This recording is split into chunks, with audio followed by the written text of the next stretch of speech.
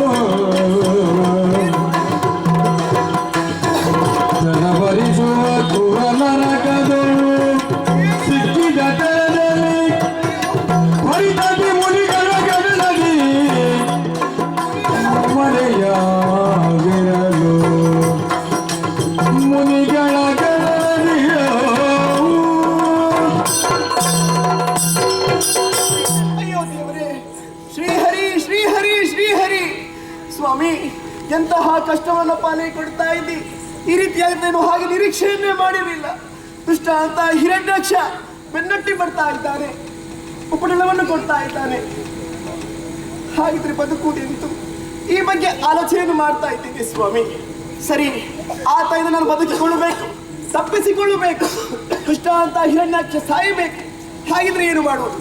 ಪಂಚಮಹಾಪಾತಕವನ್ನು ಆತನಿಂದ ಮಾಡಿಸಬೇಕು, ಆತನಿಂದ ಮರೆಯಾಗಬೇಕು. ಅದು ಏನು ಕಾಣಿಸ್ತಾ ಇದೆ? ಹೌದು, ಬ್ರಾಹ್ಮಣರು ಬರ್ತಾ ಇದ್ದಾರೆ, ಮುನಿಗಳ ಗಡಣ.